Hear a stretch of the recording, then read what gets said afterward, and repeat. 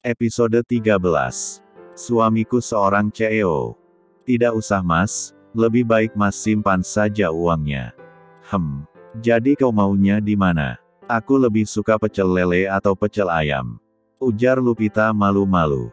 Baiklah kalau begitu, ayo kita cari pecel lele di sana. Motor Harlan melaju kembali dan berhenti di warung pecel lele pinggir jalan. Lupita turun dari motor dan mereka berdua masuk ke dalam warung tenda itu. Harlan memesan 2 pecel lele. Ia baru seumur hidup dan pertama kalinya Harlan bisa menikmati hidup yang sesungguhnya, makan berdua di pinggir jalan dengan seorang gadis yang baru ia kenal.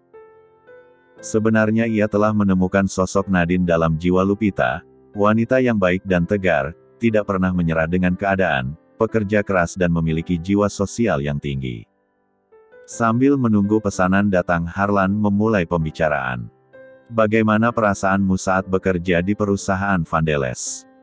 Aku baru 1 bulan setengah bekerja di sana mas, sangat menyenangkan sih walau ada aja yang kurang puas dengan pekerjaanku. Maksudnya kurang puas bagaimana? Iya, di dalam satu ruangan ada aja yang merasa pintar dan suka meremehkan orang, kadang pekerjaanku dianggap tidak becus. Apalagi aku hanya pekerja magang di sana yang pendidikanku paling rendah hanya diploma, sementara mereka S2 dan S1 sudah jelas mereka orang berpendidikan tinggi. Kau jangan merasa merendah begitu, jadi posisi adek di sana sebagai apa? Aku hanya membantu mereka membuat laporan dan menyalin berkas-berkas pekerjaan mereka, berjalan dari satu lantai ke lantai berikutnya, menyetak foto copy desain. Wajah Harlan berubah masam. Terlihat kekesalan dari raut wajahnya yang dingin. Apa keahlianmu sebagai arsitek diploma?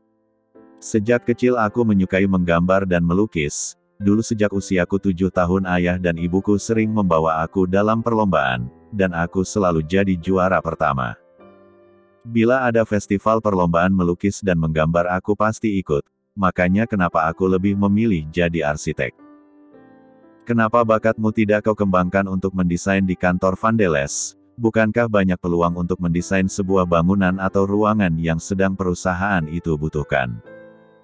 Aku tidak diberi kesempatan untuk itu, atau mungkin juga karena posisiku yang baru bekerja di sana jadi belum mendapat kesempatan saja untuk membuat sebuah desain. Ujar Lupita tersenyum manis. Tangan Harlan mengepal, rahangnya mulai mengeras karena kesal. Ia paling tidak suka membeda-bedakan karyawan, apalagi Lupita gadis berbakat walau hanya pendidikan diploma. Aku suka desain ini. Lupita mengambil gambar milik Yono yang sudah dibuang dan membuka lipatannya. Harlan terperanjat kaget, bukankah itu desain yang tadi pagi ia tolak? Ucapnya dalam hati. Kau mau apakan desain itu?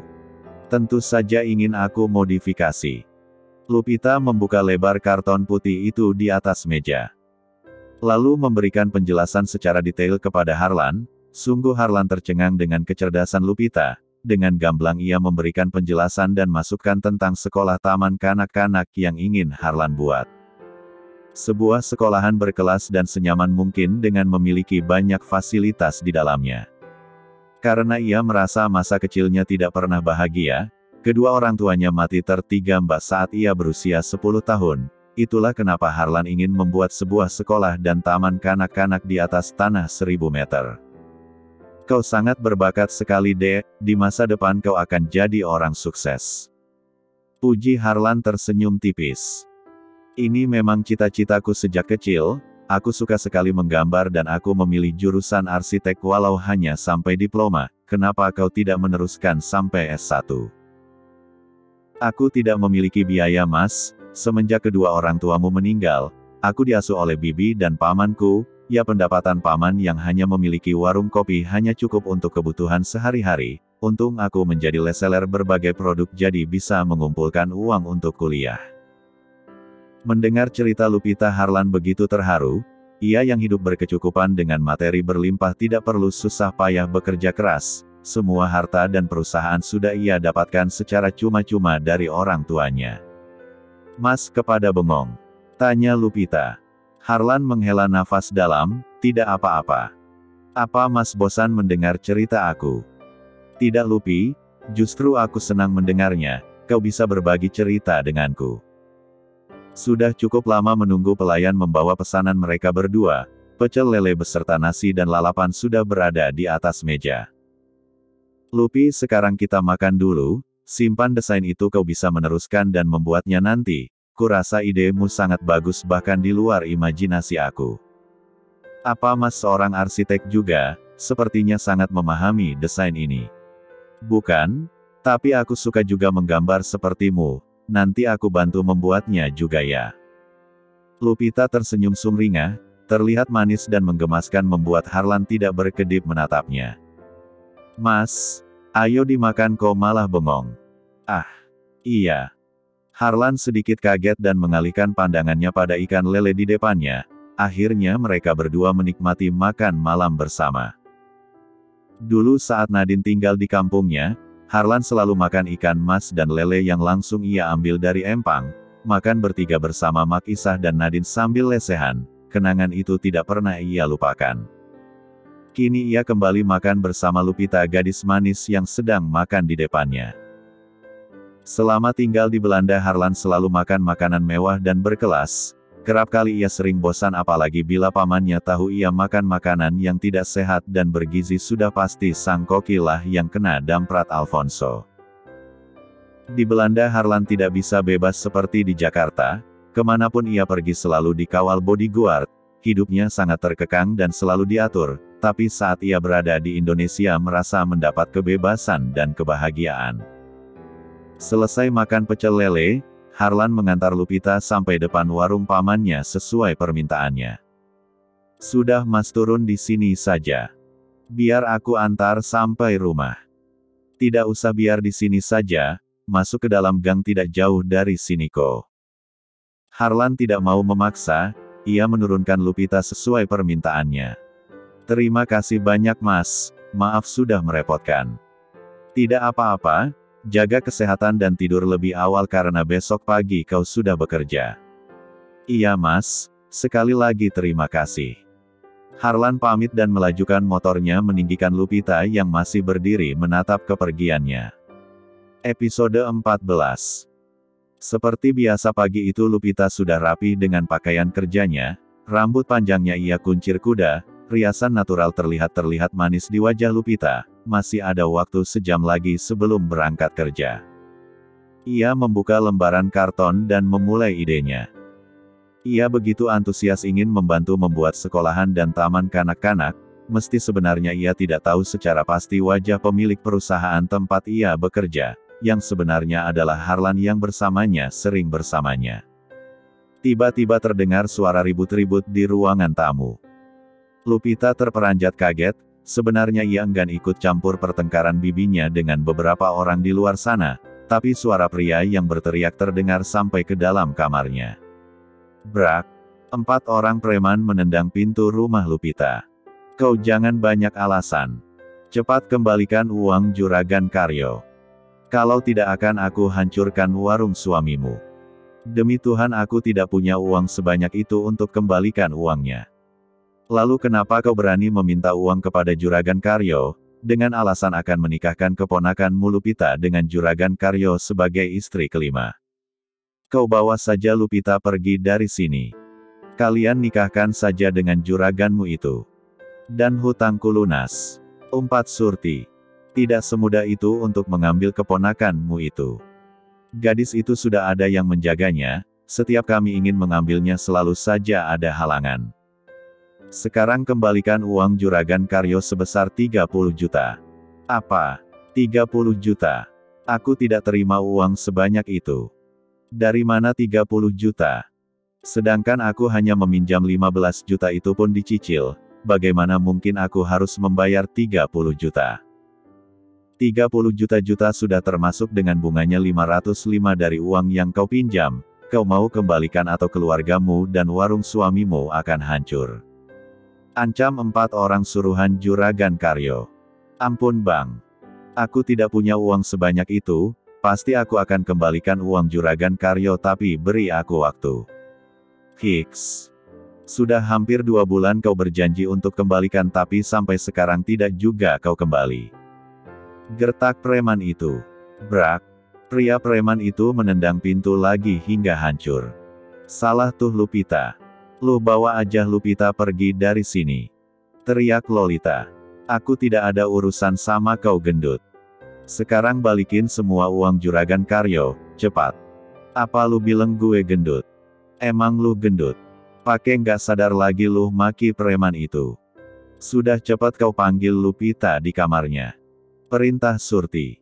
Lolita berlari ke kamar Lupita. Dor, dor, dor, Lupita keluar lu. Ceklek. Kau dan ibumu selalu saja buat masalah.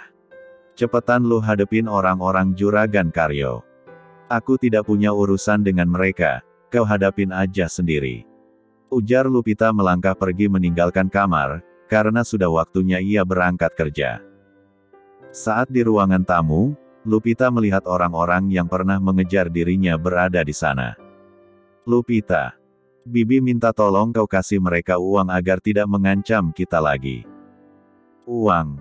Bibi pikir aku punya uang dari mana? Bisakan kau pinjam di kantormu uang 15 juta, untuk membayar hutangku, hitung-hitung kau bayar utang jasa pada Bibi. Bibi selalu menggampangkan masalah. Aku belum 2 bulan bekerja di sana, apalagi aku hanya cuma kerja magang, mana mungkin bisa pinjam uang sebanyak itu. Sudah kalian jangan drama lagi. Bila kalian tidak bisa balikan uang itu, kau bisa berikan sertifikat rumah ini pada juragan Karyo. Kata preman itu lagi. Tidak Bi, kau tidak boleh memberikan sertifikat itu. Ini rumah almarhum kedua orang tuaku. BRAKK. Sebuah meja ditendang. Kalian ingin bermain-main dengan kami. Bawa saja dia untuk dijadikan istri juragan Karyo. Teriak Lolita. Kau saja yang ikut dengan mereka. Dan menikah dengan juragan itu. Jangan melempar kesalahan pada orang lain. Ujar Lupita kesal. Kami tidak akan pergi dari sini kalau kalian tidak memberikan uang atau sertifikat rumah ini. Aku sudah tidak punya uang, dan juga tidak punya sertifikat rumah ini, karena sudah kami gadaikan pada orang lain. Lupita terperanjat kaget mendengar bibinya berbicara, kalau rumahnya sudah tidak ada sertifikatnya lagi. Apa Bibi bilang? Sertifikat rumah ini sudah Bibi gadaikan. Sungguh Bibi tega menggadaikan rumah ini tanpa sepengetahuan aku. Hiks. Lupi. Pinjaman itu juga buat kebutuhan sehari-hari dan warung pamanmu. Lupita sudah tidak ingin mendengar ocehan bibinya lagi, ia langsung keluar dari rumah itu untuk pergi bekerja, air mata terus membasahi pipinya, bagaimana tidak terluka hari ini Lupita baru tahu kalau sertifikat rumahnya sudah digadaikan bibinya. Lupita sudah sampai perkantoran, ia masuk ke dalam ruangan dan berjalan menuju mejanya. Sementara di ruangan presdir, Harlan sudah duduk di kursi kerjanya sambil membaca laporan di atas meja. Will, saya Tuan. Kau panggil kepala bagian ketenagakerjaan, yang bertanggung jawab atas pekerjaan karyawan. Baik Tuan. William keluar dari ruangan presdir, tak lama ia kembali lagi bersama Alex kepala bidang tenaga kerja yang mengurusi karyawan. Pagi Tuan Georgi. Membungkuk. Harlan menghentikan kegiatannya dan menatap tajam wajah Alex. Apa ada karyawan bekerja sampai jam 8 malam, tanpa ada pemberitahuan padaku? Tidak ada Tuan. Kau berbohong. Aku bisa memecatmu sekarang juga. Semalam aku melihat seorang gadis bekerja di bagian desain, bekerja sampai jam 8 malam. Aku tidak tahu kalau itu Tuan, ujar Alex dengan wajah tertunduk dan gemeteran. Apa karena bekerja sebagai magang, lalu semua karyawan perintahkan dia untuk kerjakan tugas yang bukan pekerjaannya? Seru Harlan dengan ekspresi dingin. Yang Tuan maksud gadis magang yang bernama Lupita. Aku peringatkan sekali lagi. Bila aku melihat hal ini lagi, aku pecat kau dan karyawan yang membangkang. Baik Tuan, aku akan peringatkan semua karyawan. Satu lagi. Walaupun ia hanya gadis magang di sini, tapi ia memiliki potensi untuk mendesain, kau berikan satu proyek untuknya.